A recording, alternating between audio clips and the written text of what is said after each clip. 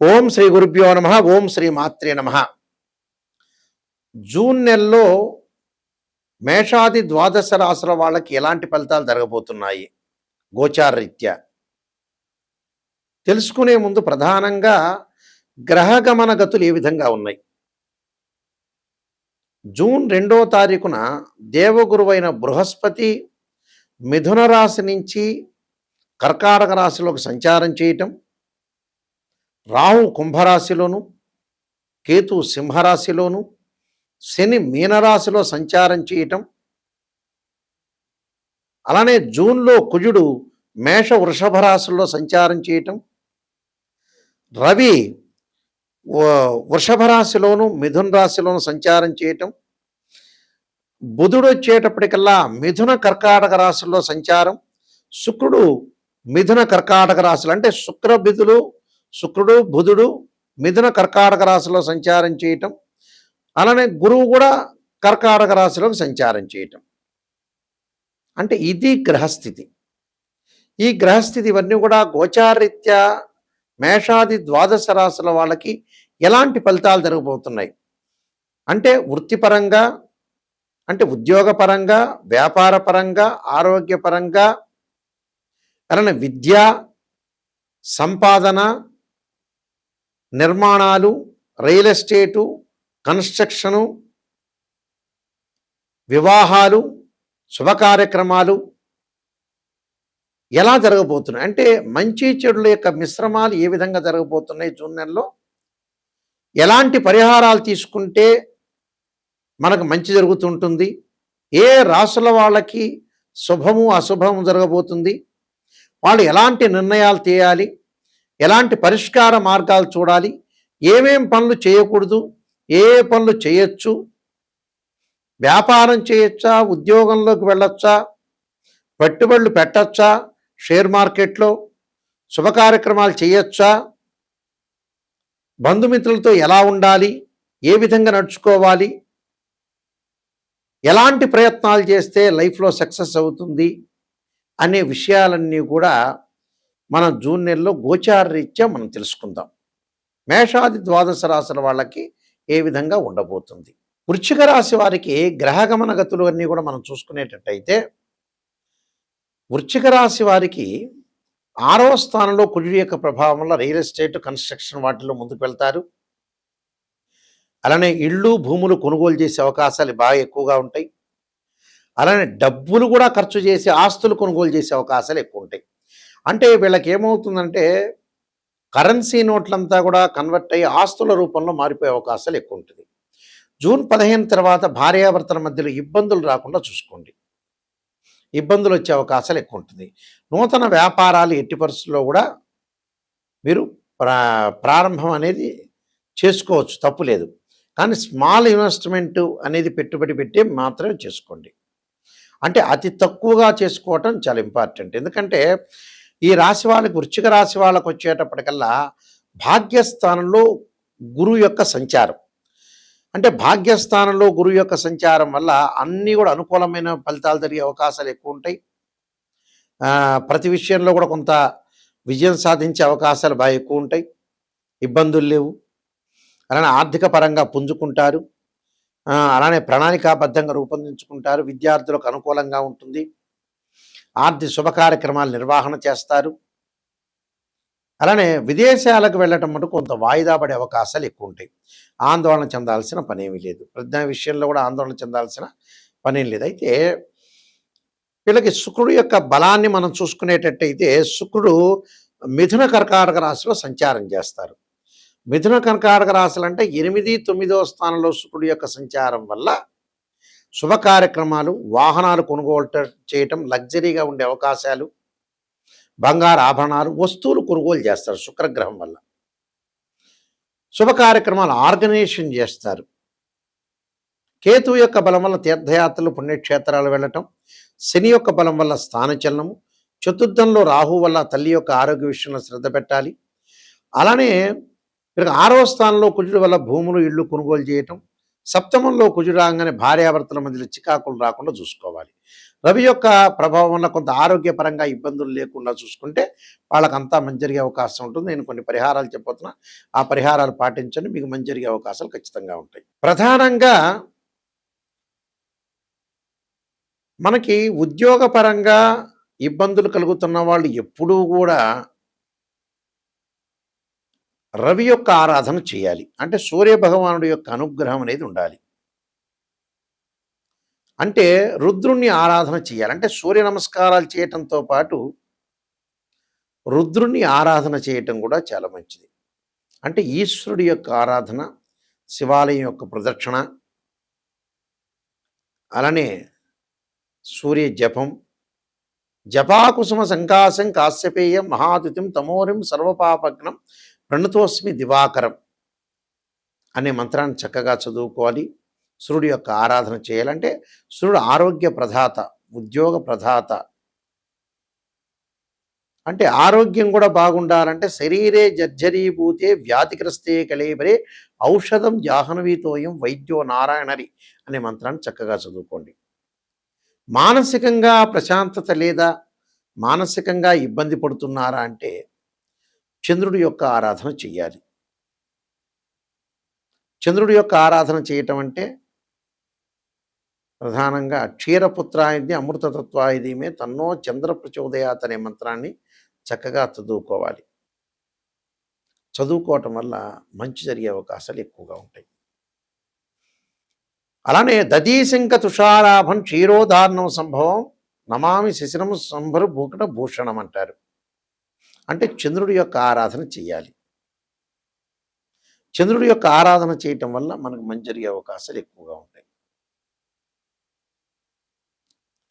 అలానే వాహన ప్రమాదాలు జరుగుతుందా, గొడవలు జరుగుతున్నాయా, ఆస్తి పంపకాల విషయాల్లో ప్రాబ్లమ్స్ వస్తున్నాయా, జాతకంలో కుజదోషాలు ఉన్నాయా, కుజగ్రహం అనేది వెంటాడుతుంది అని అంటే సుబ్రహ్మణ్య స్వామి యొక్క ఆరాధన చేయాలి. సుబ్రహ్మణ్య స్వామి యొక్క ఆరాధన, సుబ్రహ్మణ్య స్వామి యొక్క అష్టకాన్ని చదువుకోవాలి. తత్పురుషాయుధే మహాసేనాయుధిమే తన్నో షణ్ముఖ ప్రచోదయాత్ అనే మంత్రాన్ని చక్కగా చదువుకోవాలి. 2 జంట సర్పాలను దానం చేయాలి. రాహుకాలంలో మంగళవారం రోజున దీపం పెట్టాలి. అంటే రాహుకాలంలో దీపం పెట్టడం వల్ల కూడా మనకు మంచి జరిగే అవకాశాలు ఖచ్చితంగా ఉంటాయి.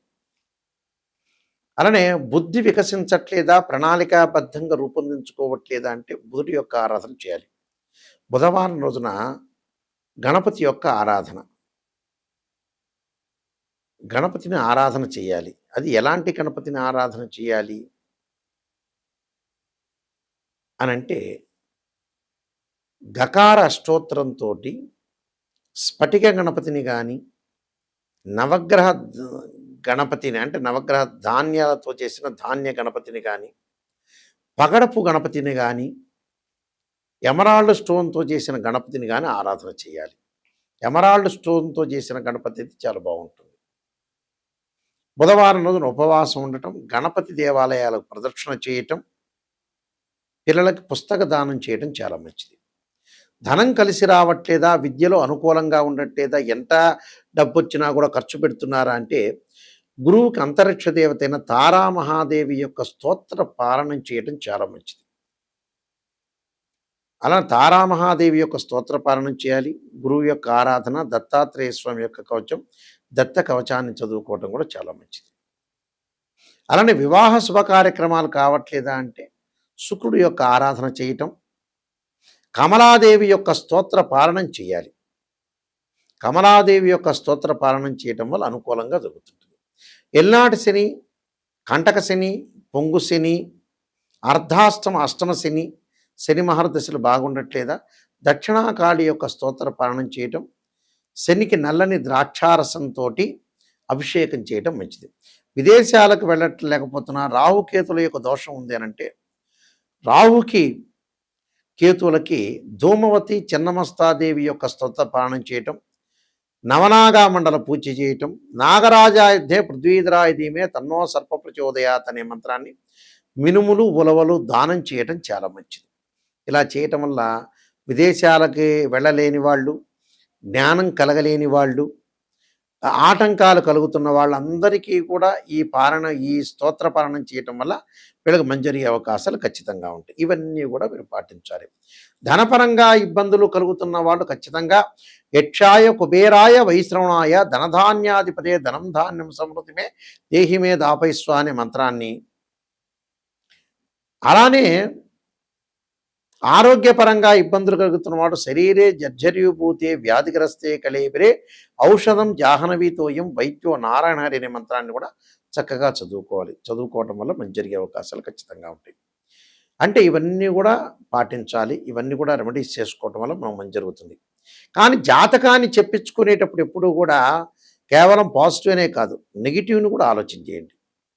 ఒక ఆస్ట్రాలజర్ని అప్రోచ్ అయ్యేటప్పుడు అన్నీ పాజిటివ్ అనుకోవద్దండి. మనం ఏదైతే నెగిటివ్ తెలుసుకుంటామో ఆ నెగిటివ్లోంచి మనం పాజిటివ్ రావచ్చు. పాజిటివ్ తెచ్చుకోవాలి. నెగిటివ్లోంచి పాజిటివ్ అయిపోతుంది మనకి. అప్పుడే మనకు మంచి ఫలితాలు జరుగుతాయి. అంటే ఎప్పుడు కూడా అసత్య ధోరణిలో ఉండకూడదు, సత్య ధోరణిలో ఉండాలి. నిజాన్ని తెలుసుకున్నామంటే మన జీవితం అనేది బాగుపడినట్టే అర్థం. అందువల్ల ఎవరైనా సరే మమ్మల్ని కాంటాక్ట్ చేసేవాళ్ళు నిజాన్ని తెలుసుకునేవాళ్ళు మాత్రమే మమ్మల్ని కాంటాక్ట్ చేయండి. నాయకంటి మల్లికార్జున శర్మ గారి ద్వారా బాగుపడాలి, నిజంగా నెగిటివ్ తెలుసుకోవాలి, లైఫ్ని మనం ఎన్హాన్స్ చేసుకోవాలి, లీడ్ చేసుకోవాలి అనేవాళ్ళు మాత్రమే మాకు ఫోన్ చేయండి. నేను కాలసర్పయోగము, కాలసర్పయోగ చంద్రిక, రాహుకేతులు, ఛాయాగ్రహాలు, స్వప్నశాస్త్ర ఫలదీపిక, బృహత్ పరిహార సింధు, పుత్రగణపతి వ్రతము, సర్వదేవతా గోత్రములు పార్ట్ 1 పార్ట్ 2, నవగ్రహ దోషాలకి 12 మహా అమ్మవారి యొక్క పారాయణాలు, అలానే వివాహ మార్తాండం, వివాహ చంద్రిక, వివాహ మార్తాండం, జాతక చంద్రిక, బృహత్ పరిహార సింధు, స్వప్నశాస్త్రము, ఇలాంటి నెంబర్ ఆఫ్ ఆస్ట్రాలజీ బుక్స్ రాశాను. Protection of astrology. అయితే ఇవన్నీ కూడా రాజమండ్రి మోహన్ పబ్లికేషన్ వారి దగ్గర దొరుకుతాయి. ఈ పుస్తకాలు మా దగ్గర కూడా లభ్యమవుతాయి. మా వెబ్సైట్ www.nayakanti.com, nayakanti.in. అయితే ఎప్పుడైనా సరే ఒక వివాహం జరగట్లేదంటే రాశిచక్రము, భావచక్రము, నవాంశము, దశలు, అంతర్దశలు. మీరు సంతానం కలగట్లేదా? రాశిచక్రము, సప్తమాంశ చక్రము, భావచక్రము, దశలు, అంతర్దశలు. వృత్తిపరంగా అనుకూలంగా లేదా? రాశిచక్రము, దశమాంశము, భావచక్రము, దశలు, అంతర్దశలు. అంటే ఇవన్నీ కూడా మ్యాథమెటికల్గా క్యాల్కులేషన్ వేసి జాతకపరంగా ఉచ్చ, నీచ, స్వక్షేత్రము, ఆ స్వక్షేత్రంతో పాటు స్వక్షేత్రమా, ఉచ్చ, నీచ స్థానాలు, శత్రుక్షేత్రాలు ఉన్నారా, ద్వాదశ భావాధిపతులు ఎవరు, ఇవన్నీ గోచారరీత్యా చెప్పబడే ఫలితాలు. ప్రతి నెలలో కూడా రాశిఫలాలు. కానీ బర్త్ చార్ట్ వేరు. గోచారం ఎప్పుడూ 20% సపోర్టు. అలానే బర్త్ చార్ట్ అనేది 80% మనం జాతకపరంగా దోషాలు ఏమున్నాయి, జాతకపరంగా ఏ సమయంలో ఏ నిర్ణయం తీసుకోవాలి, ఎలాంటి వృత్తి చేపట్టాలి అనే విషయాలన్నీ కూడా తెలిసేది ఏంటంటే బర్త్ చార్ట్. దానికి భావాధిపతులు ఉంటారు. ద్వాదశ భావాధిపతులు వేరు, రాస్యాధిపతులు వేరు, ఆ గడిలో ఉన్న గ్రహము వేరు. ద్వాదశ భావాధిపతులు అంటే ఏంటంటే ఇంటి ఓనర్, రాస్యాధిపతి అంటే ఆ ఇల్లు కట్టించినవాడు, బిల్డర్. దానిలో ఆ గ్రహం ఏదైతే ఉంటుందో అది టెరెంట్గా భావించాలి. ద్వాదశ భావాలంటే తనుభావాధిపతి రవి, ద్వితీయ భావాధిపతి గురు, తృతీయ భావాధిపతి కుజుడని, చతుర్థ భావాధిపతి చంద్రుడని, పంచమ భావాధిపతి గురువు అని, షష్టమ భావాధిపతి కుజుడని, అలానే సప్తమ భావాధిపతి శుక్రుడని, ఇలాగ ద్వాదశ భావాలకు అధిపతులు ఉంటారు. మళ్ళీ రాస్యాధిపతులు, భావాధిపతులు, దానిలో ఉండే గ్రహము, గ్రహణము, దృష్టి, మ్యాథమెటికల్ క్యాలిక్యులేషన్ వేసి జాతకాన్ని చెప్పాలి.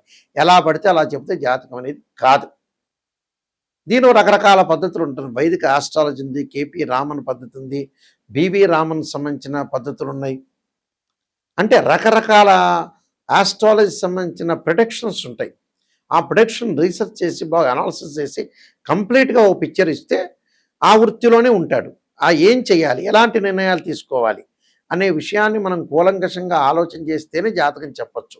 అంటే 12 కాపురానికి 12 సూత్రాలలాగా వృత్తి, ఉద్యోగము, వ్యాపారము, ఆరోగ్యము, చదువులు, వివాహము, భార్యాభర్తల యొక్క బంధము, ప్రమాదాలు, ఆరోగ్యాలు, నూతన వ్యాపారాలు, ఉద్యోగపరంగా ఇళ్ళు, భూములు కొనుగోలు, ఇలాంటివన్నీ కూడా జాతక పరంగా ద్వారా మా దగ్గర తెలుసుకోవచ్చు. ఆ స్క్రీన్ మీద స్క్రోలింగ్ అవుతున్న మా నెంబర్ ఉంది.